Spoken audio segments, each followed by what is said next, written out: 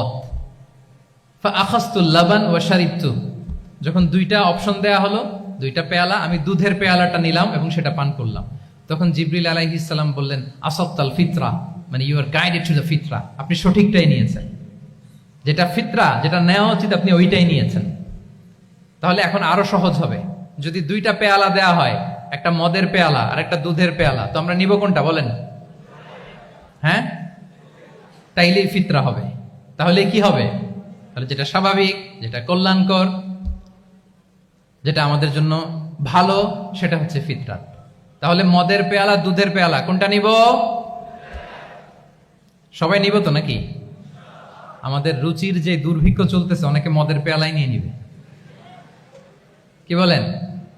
আছে না একদল, তারা কি করে? ওইটা চুজ করে ফেলবে। এবার বলেন, আমরা কোন পেয়ালা নিব, মদের না দুধের? আমাদের ঐতিহ্য, আমাদের রুচি, আমাদের মূল্যবোধকে ধ্বংসের যত আয়োজন দরকার সব সেটআপ চারদিকে আছে। আল্লাহর ফিতরাতকে ধ্বংস করে দেওয়ার শয়তানি সব আয়োজন আমাদের চারিদিকে। বাট আপনাকে রাইট থিংটা চুজ করতে হবে। তাহলে রাসূল সাল্লাল্লাহু আলাইহি ওয়াসাল্লামকে দুধ দেয়া হলো, মদ দেয়া হলো, তিনি নিলেন দুধের পেয়ালা। তাহলে এটা হচ্ছে ফিতরাত। এটা কি? ফিতরাত। এভাবে সবকিছু চেঞ্জ করে দেয়া হয়েছে। সবকিছু, আমাদের লাইফস্টাইল চেঞ্জ করে দেয়া হয়েছে, আমাদের ফুড হ্যাবিট চেঞ্জ করে দেয়া হয়েছে, আমাদের খাদ্যাভ্যাসের মধ্যে পরিবর্তন। দেখবেন যে এখন আমরা যা খাই, আগে কিন্তু এটা খাইতাম না। এখন আমরা প্রসেসড ফুড খাই, হ্যাঁ, ফাস্ট ফুড খাই, জেনেটিক্যালি মডিফাইড যে ফুডগুলো আমরা খাই, এরপরে ল্যাব মিট, কত যে ভয়ঙ্কর।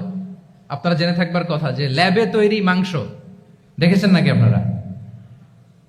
প্রাকৃতিক মাংসের কোনো ছিটে ফোটা নেই, কিন্তু এটা গরুর মাংস হয়ে গেছে, ওইটা মানুষ খাচ্ছে। মানে আমাদের লাইফস্টাইলও করাপ্টেড, আমাদের ফুড হ্যাবিটও করাপ্টেড, আমাদের স্লিপিং সাইকেলটা করাপ্টেড, সবকিছু করাপ্ট করে দেওয়া হচ্ছে। এবং এটার প্রভাব পড়েছে আমাদের শিশুদের মধ্যেও। দেখবেন যে শিশুরা সবজি খেতে চায় না। আমার তো 2 মেয়ে আছে, আমি তো দেখি বাসায়, বা অনেকের কমপ্লেনগুলো আমরা শুনি। আমাদের এখনকার বাচ্চাদেরকে ভেজিটেবলস দিলে খায় না, মাছ দিলে খায় না, অর্গানিক ভালো ভালো খাবার দিলে শাকসবজি খায় না। কি খাবে জানেন? সচেস খায়, সচেস, হটডগ খায়। হ্যাঁ, ওই যে আপনি অর্ডার দিয়ে বার্গার এনে দিবেন, পিৎজা এনে দিবেন, ওইটা খাবে। তারপর ইনস্ট্যান্ট নুডলস খাবে, স্যুপ খাবে, ফ্রোজেন যত মিল আছে এগুলো খাবে, টিনজাত খাবার যেগুলো দীর্ঘদিন সংরক্ষণ করে রাখা হয়। তো বলেন, আজ থেকে 30 বছর আগে আমাদের বড়রা কিংবা আমাদের শিশুরা, আমরা কেউ কি এই খাবার খেয়েছি? বলেন তো, আওয়াজ করেন, খেয়েছি কেউ? Entire system.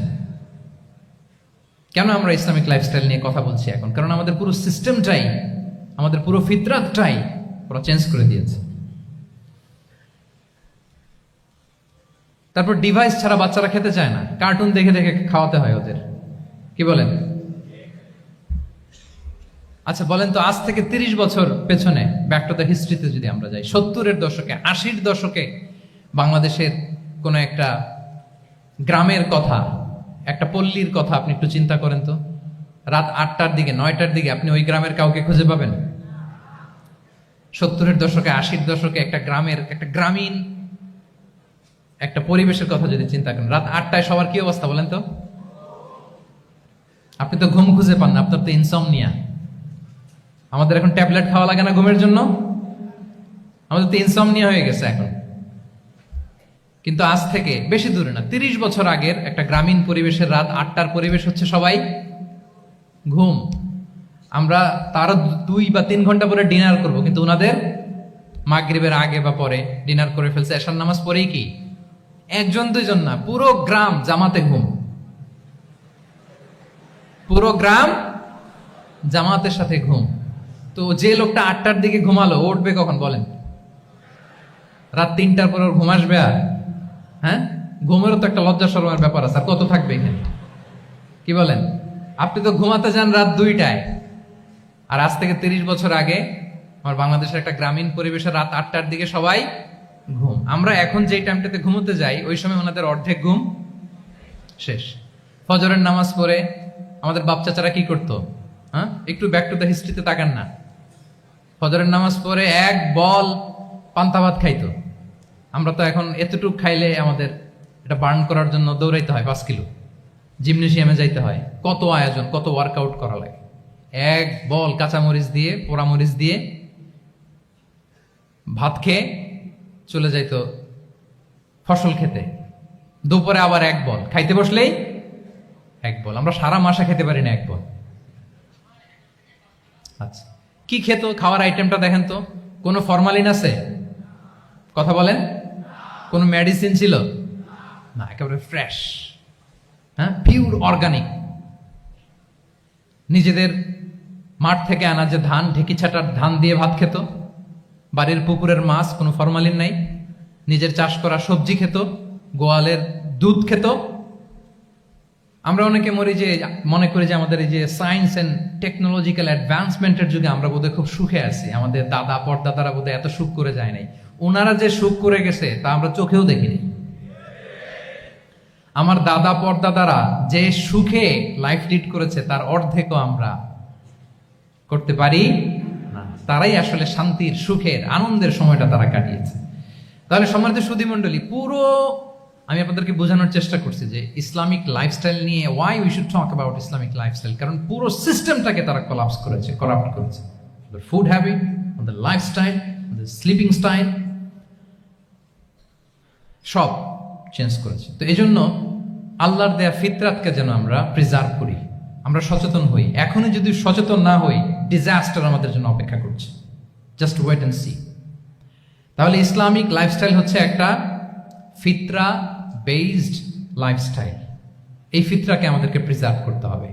তাহলে 3টা পয়েন্ট বলে ফেলছি অলরেডি, যদি আপনাদের মনে থাকে। প্রথমে কি বলেছিলাম? হালাল, হালাল দিয়ে জীবন সাজাবো। 2 নম্বরে প্রোডাক্টিভিটির জন্য কি করব? রাতে দেরি করে ঘুমাবো, তাহলে আগে আগে ঘুমাবো, ফলে আগে আগে ঘুম থেকে জেগে কাজ শুরু করব। 3 নম্বরে ফিতরা, মানে আল্লাহর দেয়া প্রাকৃতিক যে নিয়ম, মানে আলোর সাথে সাথে আমার জীবন শুরু, আলো নাই আমিও ঘুমাই পড়বো। কি বলেন? আপনি উন্নত দেশে তো তাই হয়। জাপানে আমি কয়েকবার গিয়েছি, আগে আগে ঘুমায় পড়ে। ইভেন আমেরিকাতে আমি কয়েকবার গিয়েছি, অনেক অনেক শহরে 8টার পরে সুপার শপ বন্ধ, 8টার পরে ঘুম এরা। আমরা হাঁটছি কোন দিকে? আমরা একটু নিজেদেরকে প্রশ্ন করি। তাহলে 3 নাম্বার হচ্ছে ফিতরা বেসড যে লাইফস্টাইল, এটার দিকে আমাদেরকে ফিরে আসতে হবে। 4 নাম্বার হচ্ছে মডেস্টি, শালীনতা। One of the core values of Islamic lifestyle. এই শালীনতা আমরা হারাতে বসেছি। মডেস্টি বললে অনেকে শুধু কাপড় চোপড় নিয়ে চিন্তা করে যে ছোট কাপড়, বড় কাপড়। Modesty is not about only clothing, but also your behaviour, your dealing, your overall character. শুধু আপনি মডেস্টি, শালীনতা বললে কাপড় চোপড় নিয়ে চিন্তা করবেন না। এটা আপনার মডেস্টি ইন ইউর স্পিচ, আপনার কথার মধ্যেও শব্দ চয়নে মডেস্টি থাকতে হবে, আপনার বিহেভিয়ারে মডেস্টি থাকতে হবে, আপনার ডিলিংসে মডেস্টি থাকতে হবে। এই শালীনতা আমরা হারাচ্ছি। তার বিপরীতে আমাদের সমাজে অশ্লীলতার প্রসার হচ্ছে, লাজুকতা হারিয়ে যাচ্ছে। লাজুকতা, লজ্জা শরম থাকা, এটা যে কত বড় নেয়ামা। যেই জাতি একবার এটা হারিয়ে ফেলে, আর কোনো কিছু দিয়ে, জোড়াতালি দিয়ে এটা তারা রিভাইভ করতে পারে না। এই যে ওয়েস্ট তো এখন যা যা আমাদেরকে শিখাইছে, যেটাকে আমরা স্ট্যান্ডার্ড মনে করি, আবার তারা ফিরতেছে। এই যে ডিভাইসের কথা বলছি না, আপনি অস্ট্রেলিয়ার খোঁজ খবর নেন, যারা খোঁজ নিয়েছেন তারা জানেন। আন্ডার 16 কোনো বাচ্চা সোশ্যাল মিডিয়া ইউজ করতে পারে না অস্ট্রেলিয়াতে। 1 মাস অ্যাপ্লাই করে, কান্ট্রি ওয়াইড অ্যাপ্লাই করে দেখায় ফেলছে। Facebook, including Facebook, WhatsApp, Twitter, TikTok, 10টা অ্যাপস যেগুলো বাচ্চাদের মধ্যে এডিকশন নিয়ে আসে, এগুলো সব বন্ধ। জানেন এই নিউজটা? জানেন? মানে ফিরতেছে, উল্টা ফিরতেছে। এই যে শালীনতার কথা আমরা বলি, এটা হারাচ্ছে। রাসূল সাল্লাল্লাহু আলাইহি ওয়াসাল্লাম বলেন, যার শালীনতা নাই, ইযা লাম তাসতাহি ফাসনা মা শি'তা, যখন তোমার লজ্জা শরম থাকবে না, যা মনে চায় তাই করো। শিশু মোহাম্মদ চলে গেল সেই বনু সাআদে। ছোট্ট মোহাম্মদ কাঁদে না, কাঁদে না কখনো। ক্ষুধা লাগলেও কাঁদে না, ব্যথা পেলেও কাঁদে না।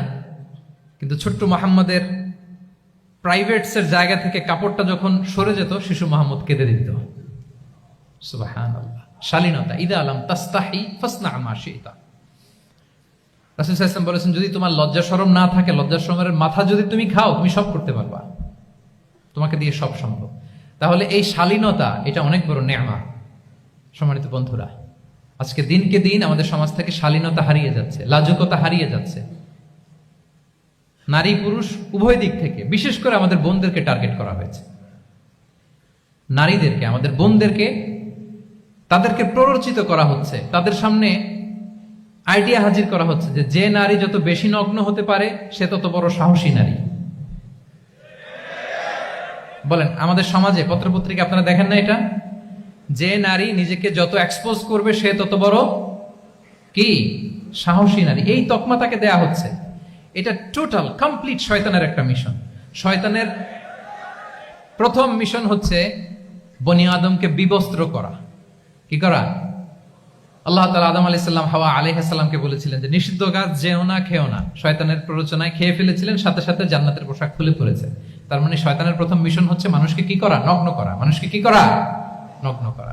তাহলে আমাদের বোনদেরকে এমন ভাবে তাদের সামনে উপস্থাপন করা হচ্ছে, প্ররোচিত করা হচ্ছে, এবং বলা হচ্ছে নগ্নতার পথে যে বেশি হাঁটে সে নাকি তত সাহসী নারী। নাউযুবিল্লাহি মিন যালিক। তাহলে এই যে মানব জাতিকে বস্ত্রহীন করা, এটা শয়তানের একটা মিশন।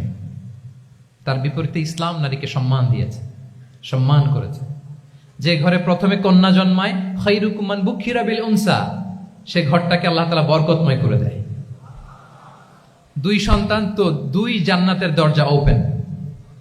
2 কন্যা সন্তান, 3 কন্যা সন্তান তো 3টা জান্নাতের দরজা ওপেন। সুবহানাল্লাহ। স্ত্রী হয়ে যখন ঘরে যাবে, যে ব্যক্তি তার স্ত্রীর কাছে সেরা, পরিবারের কাছে সেরা, সে সবার কাছে সেরা, সে আল্লাহর কাছে সেরা। সুবহানাল্লাহ। এবং কোন মা যদি সন্তান জন্ম দিতে যে মারা যায়, কিয়ামতের দিন আল্লাহ তাআলা ওই মাকে শহীদদের কাতারে দাঁড় করাবেন। আর যদি সেফলি সন্তান ভূমিষ্ঠ হয়, আল্লাহ বলে মায়ের পায়ের নিচে ওই সন্তানের বেহেশত। সুবহানাল্লাহ। কিভাবে নারীর স্টেটাস, মর্যাদাকে ইসলাম বাড়িয়েছে। এবং এই যে ইসলাম যে নারীকে যে ভিআইপি হিসেবে কনসিডার করে, হ্যাঁ, ইসলামের দেয়া নারীর ড্রেস কোড নিয়ে আমাদের অনেকের কত কথা, কত ক্রিটিক। এটা কেন করে? কারণ Islam consider women as a queen. Islam তো নারীকে রানী হিসেবে কনসিডার করে। কি হিসেবে বলেন? আচ্ছা বলেন, যে কুইন হবে, যে রানী হবে, তার একটা স্পেশাল ড্রেস কোড থাকবে না? তার একটা স্পেশাল প্রোটোকল থাকবে না? রানীর সাথে কি যা মনে চায় তা করা যায়, দেখা করা যায়, তার কাছে যাওয়া যায়? আল্লাহু আকবার। কারণ ইসলাম চায় নারীদের জন্য পৃথিবীটা নিরাপদ হোক। ইসলাম চায় নিজ গৃহে বা কর্মক্ষেত্রে নারীরা নিরাপদ থাক। ইসলামের যত ভ্যালিউজ আছে, যত রুলস এন্ড রেগুলেশন আছে, এটা আমাদের ভালোর জন্য, মানব জাতির কল্যাণের জন্য।